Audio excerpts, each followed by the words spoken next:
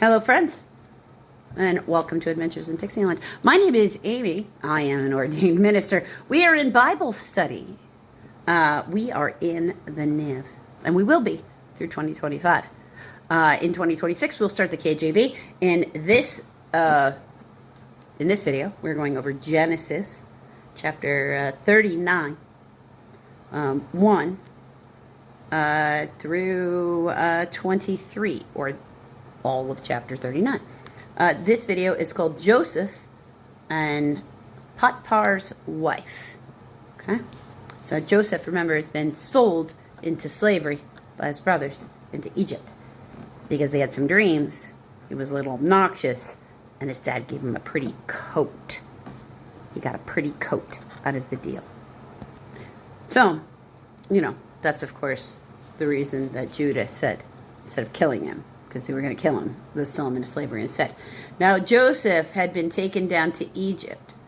Potiphar, an Egyptian who was one of Pharaoh's officials, the captain of the guard, bought him from the Ishmaelites who had taken him there. The Lord was with Joseph, and he prospered. He lived in the house of his Egyptian master. When his master saw that the Lord was with him, and that the Lord gave him success in everything he did, Joseph found favor in his eyes and became his attendant. Who doesn't want a lucky person following them around? Potiphar put him in charge of his household and entrusted him to care for everything he owned. From the time he put him in charge of his household and all that he owned, the Lord blessed the household of the Egyptian because of Joseph. The blessing of the Lord was on everything that Potiphar had, both house and in the field. So he left in Joseph's care everything he had with Joseph in charge. And he did not concern himself with anything except the food he ate. He was like, well, God's going to bless this guy. I can do less work. Let's just put him in charge of everything because it'll just work. Let the blessing of the Lord apply to my household. So, okay. Now, Joseph was well built and handsome, and after a while, his master's wife took notice of Joseph and said, "Come to bed with me." But he refused.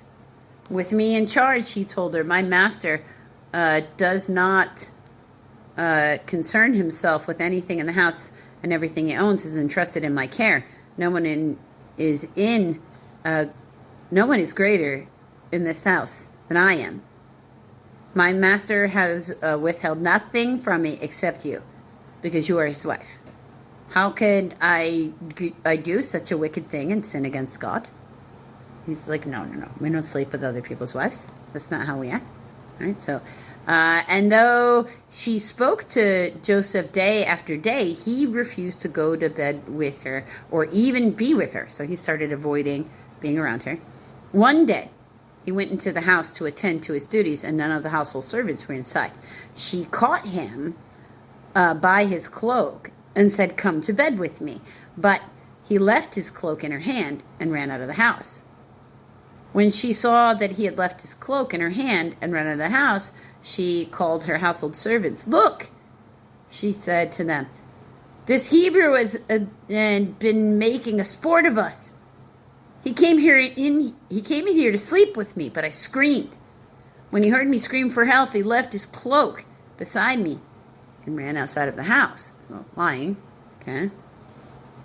She kept his cloak beside her until his master came home, and then she told this story. "The Hebrew slave you brought us came to me to make sport of me, but soon as I screamed for help, he left his cloak beside me and ran out of the house."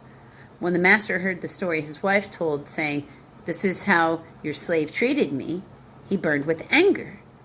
Joseph's master took him and put him in prison, the place where the king's prisoners were confined.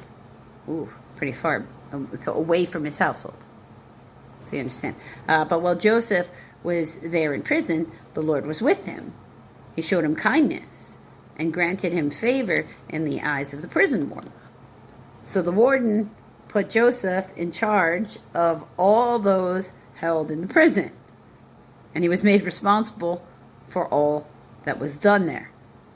So he became a boss in prison too. That's The warden paid no attention to anything under Joseph's care because the Lord was with Joseph and gave him success in whatever he did. So when the Lord's with you, you can seem shiny to people, and they'll be like, oh, yes, you come hang out with me because I want the things that I'm doing with you to work. And if you're just involved, it'll work, and I can do less work. But we call that trying to reap what you didn't sow. Now, in the case of a boss-employer situation, there is a certain level of that does go on in any business. They need to be able to pay you, so whatever your labor costs, their product has to cost more, so they can pay you, and the materials and the whatever else is involved there, because that can mean a lot of different things to a lot of different businesses. So a certain amount of that already occurs just by working for another person, because you're not just reaping in all the profits yourself, but you're also not putting out all for all the materials. So it's not really an unfair exchange. Toil for your labor is not unfair as long as you're, being paid what is the proper amount for whatever job it is that you have. So, yeah, people are going to notice when the light of the Lord shines on you or through you. Either one. But make sure that you're keeping good people around you so they don't just try to use up all your good luck and then run off. Because that's no good either.